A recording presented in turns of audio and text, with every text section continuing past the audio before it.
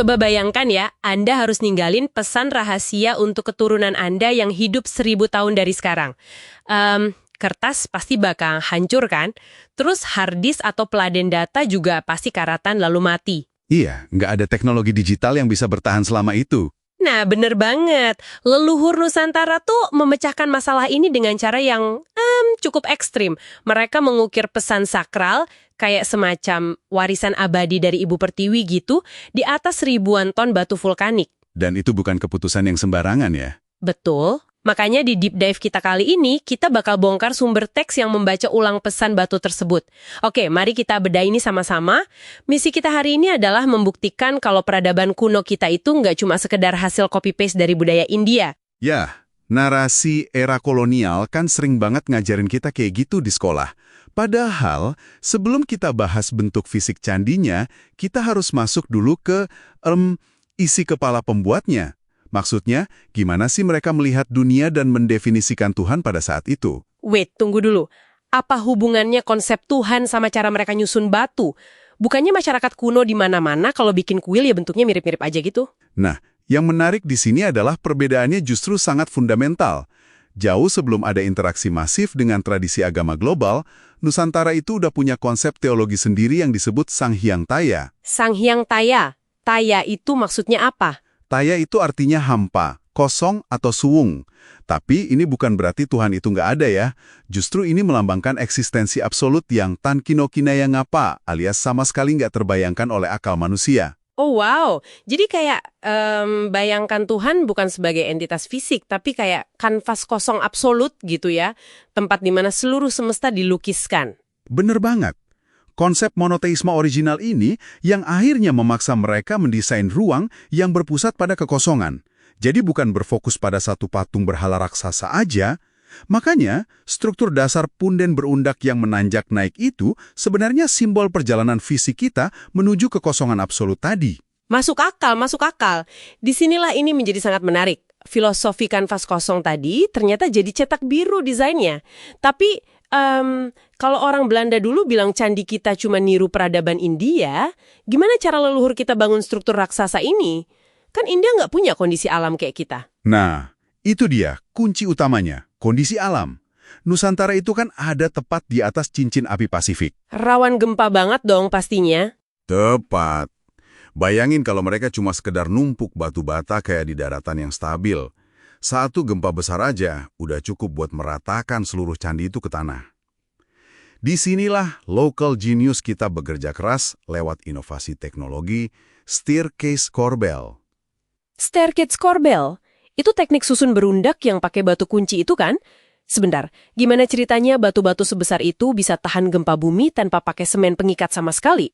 Gini, coba bayangin mainan balok kayu balita.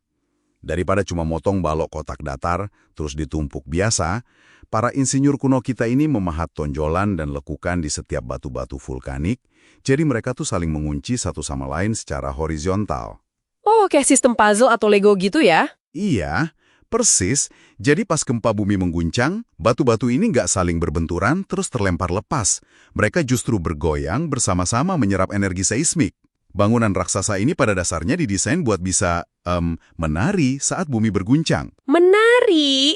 Wah gila sih. Jadi kuncian puzzle tadi yang maksa batunya kembali rapat ke posisi semula setelah gempanya berhenti. 100% betul.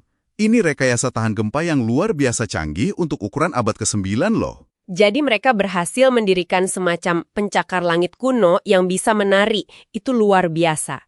Tapi kembali ke poin awal tadi nih. Ini kan pesan dari Ibu Pertiwi. Pesan apa sih sebenarnya yang lagi mereka tulis pakai batu-batu menari ini? Gini, para arkeolog akhirnya menyadari kalau candi-candi ini difungsikan sebagai pustaka abadi. Leluhur kita memahat batu itu bukan cuma buat hiasan estetika semata. Coba deh perhatikan relief Karma Wibhanga. Yang posisinya sengaja disembunyikan di fondasi paling bawah Borobudur itu ya? Betul. Relief ini tuh mengukir hukum sebab akibat secara sangat literal. Ada panel yang nunjukin orang lagi bergosip, mencuri, atau berbuat jahat. Nah, di panel sebelahnya langsung digambarkan konsekuensi mengerikan yang bakal mereka terima. Jadi mereka sengaja naruh literasi moral ini di fondasi bangunan ya? Kayak ngasih pesen kalau setinggi apapun sebuah peradaban itu dibangun? Ia harus bersandar pada fondasi etika dasar yang kuat. Belum lagi mereka nyelipin figur lokal kayak Punakawan di tengah-tengah kisah para dewa. Itu kan fungsinya sebagai humor, sekaligus pengingat supaya manusia nggak arogan. Kalau dipikir-pikir, ngelihat leluhur kita udah mikirin mitigasi bencana dan fondasi etika sejauh itu, rasanya beneran kayak tamparan keras buat kita nggak sih? Kita kan sering banget ngerasa budaya luar itu selalu lebih superior atau lebih canggih. Sangat setuju. Jadi, apa arti dari semua ini buat Anda yang lagi dengerin? Menurut saya sih, jangan sampai kita terjebak sama cultural inferiority complex atau rasa rendah diri terhadap budaya sendiri. Ya, jika kita hubungkan ini dengan gambaran yang lebih besar, artefak batu vulkanik ini adalah ruang hidup budaya. Ini bukti tak terbantahkan kalau leluhur Anda itu insinyur brilian dan filsuf agung. Bukan sekedar peniru ya? Sama sekali bukan. Mereka meramu peradabannya sendiri dan memecahkan masalah alam Nusantara dengan inovasi lokal. Warisan ini benar-benar ngebongkar habis rasa rendah diri pasca kolonial kita. Mereka memastikan pesan kemandirian itu bertahan melewati ujian waktu, di tempat yang nggak bakal terhapus oleh zaman. Dan ini memunculkan pertanyaan penting nih buat Anda pikirkan setelah ini. Kalau leluhur kita aja bisa mewariskan bangunan yang bisa menari saat gempa, plus pustaka moral abadi untuk kita baca hari ini, Ya. bentuk candi atau jejak permanen seperti apa sih yang generasi kita sedang bangun hari ini, yang kelak, layak dibaca dan dibanggakan oleh keturunan kita 1000 tahun lagi?